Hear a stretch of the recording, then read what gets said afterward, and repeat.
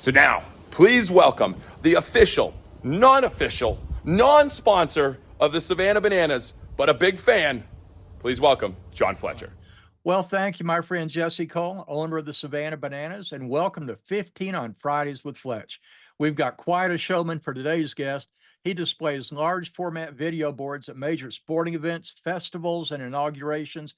He even created and suspended the world's largest portable board at a NASCAR racetrack in Bristol, Tennessee. He's a TCU Horned Frog. He's a member of my fraternity Lambda Chi Alpha, but he's several years younger. He's got 3 years as an entrepreneur, a big-time entrepreneur. He's largely responsible for creating the portable daylight large screen industry, and he founded GoVision as a full-service provider in 2002. Sold out in 2016 and bought the company back 2 years ago. He's a big-time player in sports. He's the first winner of the Innovation Impact Award from the NFL in 2011. So please welcome the man behind GoVision, those giant video boards, Chris Curtis. Howdy, Chris.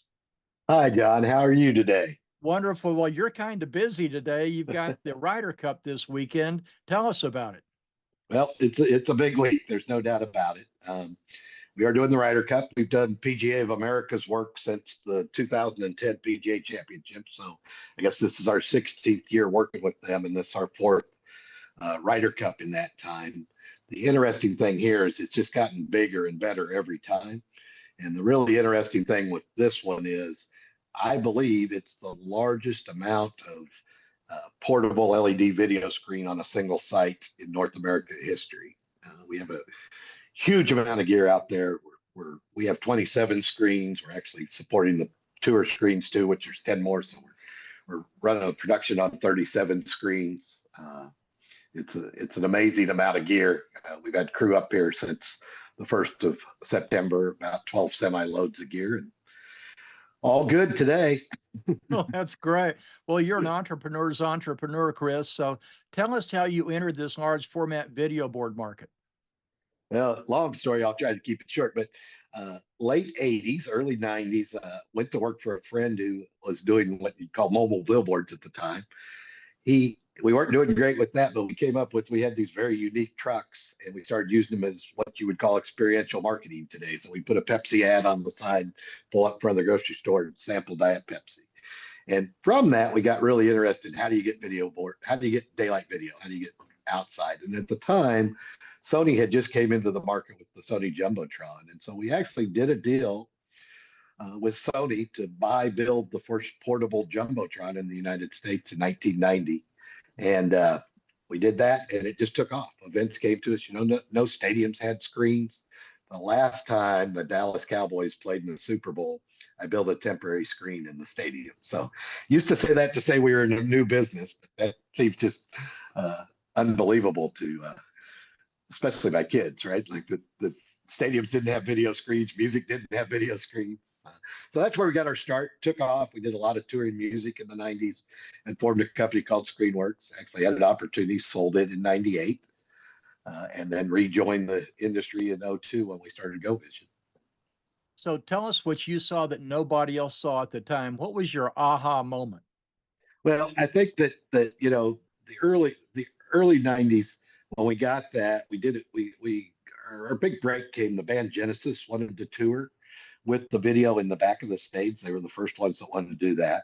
Sony came to us and asked, how do you make this thing portable, which we did for them.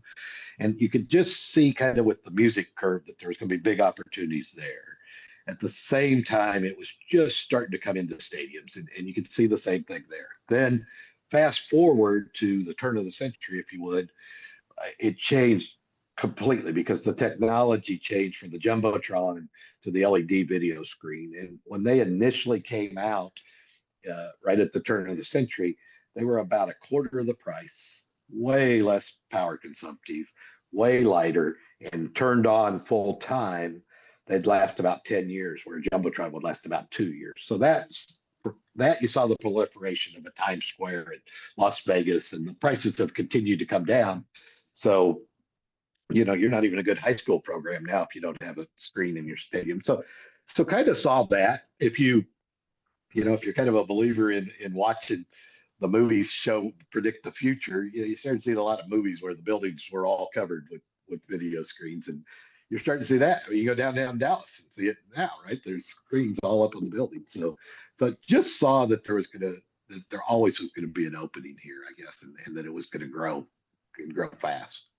Well, at TCU, they used the phrase "cherche le créneau," look for the niche. So tell us about, was there one or two TCU professors that gave you insights that you applied into your success? I think, and not just professors. I worked in the development office. I drew a lot from Dr. Hartman and Dr. Tucker, the chancellor, just in the leadership and kind of seeing there, from a scholarship side of the thing. Doug Newsom, I was a journalism, I had PR major, and of course she was really hard on the journalism majors, and so I learned there, and then the advertising side from Dr. Raskoff, and two legends of the business. So as with all college kids, you don't realize who you're dealing with, what you're learning, right? But they were great professors and learned a lot. Well, before people get confused, Doug Newsom was a woman. So Correct. You're not Correct. misstating there. She was one of my favorite professors as well.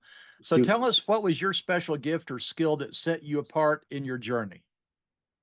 Oh, wow. I think kind of, and this is kind of back to TCU when they started their entrepreneur school. I used to have a great debate with the director that you can't teach entrepreneurism.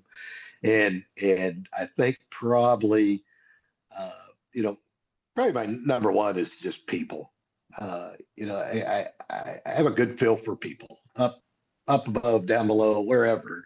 And so the ability to build a team, to find clients that became friends, that's a big part of it.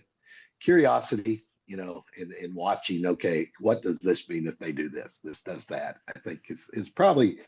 And then the third prong of that is risk. You understand risk, and I've been around people, and that's always my debate with the entrepreneur people. You can't teach guts and risk and taking the chances and taking the calculated chances and how you deal with adversity. It's a huge part of being an entrepreneur for sure. And so I think it's kind of all those things. It's not just one, but it's kind of all those things. Well, now, of course, one of the folks that takes risk and opportunity is Jerry Jones, and you were partners with him in a joint venture. What was that like? Well, pretty interesting. Obviously, they have a lot on their plate, and we did the screens that are out on the plaza at AT&T Stadium under a joint venture. We designed what was there and purchased, and then they would put them in there during the season. We'd take them out in the off season and share revenue back with them. It was a tough deal to get done, and only because really how busy they were. Once you're kind of in with Jerry, you're in, like in a way. But hard to get decisions because of how busy they were. So challenge to get to the deal. But once we got the deal done, I admire him greatly as a business guy. There's a story here that is really interesting in that we were really up against a time frame, like he hadn't ordered, like he hadn't put the deal together. We've been talking about it for 2 years. We'd given it a deadline for it to happen by opening day, missed the deadline, but we got started. And we started digging in the plazas, and he called and said, "Chris, is this where those screens are going?" I'm going, "Yeah, Jerry, that we have agreed. We've all been out here, all the family. One time I had 4 generations of them out there, his mom and their kids and grandkids, looking at where these were going to be placed and stuff." And he goes, "Well, can you come out here?" So I went out there, and he said, "Look, if we put them here, there's still 1,500 fans or whatever beyond here, between here and the door. So we got to capture those." So we completely reconfigured. And with that, we missed like the concert, but opening football season, the opening day, the Today Show was there in the morning, and we literally swept up stuff as they were putting their set down in the morning. And that day, towards the end of the morning, ran into him. I said, "Hey, Jerry, what do you think? I think it looks great." "Oh, they look great. They look great. But could you raise them a foot?" And I'm like, "Where in the world did this come from?" And he's like, "Yeah." He goes, "I noticed the other day that from inside, if we raised them a foot, 10,000 more people from inside could see these screens." And there's a reason. I won't go into the reason that was really important to him, but the fact that he just saw that in the midst of opening his Taj Mahal, and had somebody go out and figure out what the real number was and what that meant, how high it had to go to do that. It was, there's a whole lot of detail in people like that you don't expect. Wow, that's amazing. You've provided video boards for everything from presidential inaugurations to Masters golf, this weekend's Ryder Cup, the Final Four in the Super Bowl. Which one stands out the most? Well, so again, a really hard question because I got to look back at it. There's all kinds of stuff, right? So, my first Rolling Stones tour, backstage Las Vegas, and there's celebrities everywhere, and I'm kind of like, this is unbelievable that I'm out here touring with the Rolling Stones. And then other little things that I forget over time, like we did a tribute to John Wooden at UCLA. That was cool. We did the final show of Cheers in Boston, kind of stuff like that. But stand out, and a huge sports fan. So the first time to be a chance to be a part of the Super Bowl was huge. We've been a part of the Final Four now for 17, 18 years, something like that. To get to do that and to see that kick off and our stuff out there is huge. One day I was sitting home, the young people won't relate to this, but there were 3 networks, right? And I'm watching, and all 3 networks on a Saturday afternoon were at events that we were doing. I thought that's pretty cool. But overall, I would say 2 things. I think the presidential inaugurations are tremendous. Don't care what side you stand on. They've gotten a little bit ruined by the rhetoric, but the pomp and circumstance of that and the peaceful transition of power is really, it's a spiritual experience, if you would. And I tell everybody that on the Obama inauguration, we actually did Obama's send-off party in Chicago that morning, the actual inauguration, and Bush's arrival home in Midland that night. So we had the whole full circle thing, and I thought that was kind of cool too. So that, and then in the sports world, the one I'm at right now, the Ryder Cup, is just, it's special. The international, the competition, just the spirit of the thing is so cool. Like, just a really cool event. So that wasn't fair. You asked for one, but That's okay. It's hard to name one. So you've got to have at least one crazy story from an event. Tell us about it. Oh God, that's unfair too. There's a bunch of those, I think. Well, give me a couple. Oh yeah, let me think. The music thing happens. This is a personal thing, and my wife's going to listen and get mad. But the Rolling Stones show, I'm sitting on the sound mix, and I'm sitting next to Reggie Sanborn on the sound mix, and Heather Locklear's bouncing on his knee, and Heather was my it girl, so that was kind of crazy. But we deal with a ton of stuff, weather, lightning. Again, the inauguration, our first inauguration, we had been there all week. It had been troublesome. It was actually the first one after 9/11, so the security thing was a mess.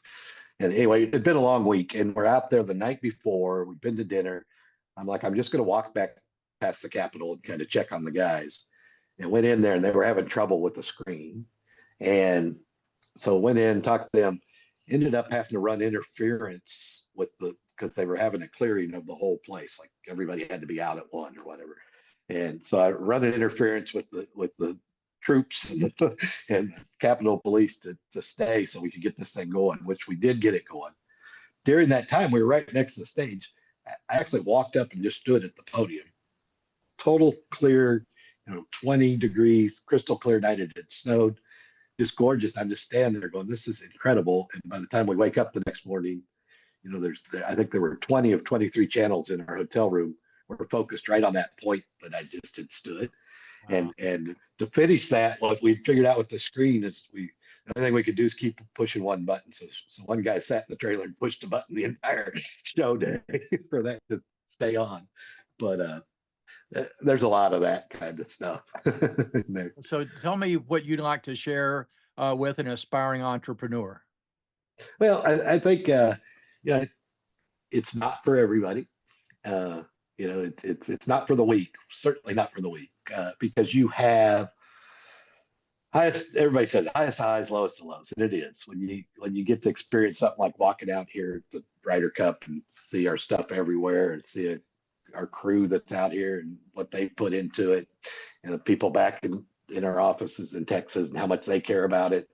That's special. So you get the high. But there's the nights that you're wondering if you're going to make payroll. There's the nights that something's not working.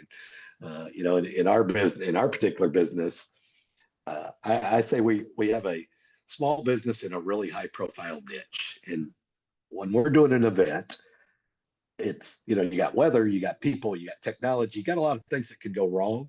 And they don't hold. They don't say, okay, we're going to stop the presidential inauguration until GoVision can get their crap together, right? So it's very intense, and if you can't stand up to that, that's probably where you don't belong, for sure. Well, Chris, thank you so much. And thank you for watching and listening to 15 on Fridays with Fletch, with this week's guest, the amazing entrepreneur, Chris Curtis from GoVision. Join us again next week for another edition of 15 on Fridays with Fletch. Thanks, Chris. Thank you, John. Enjoyed it, and go USA.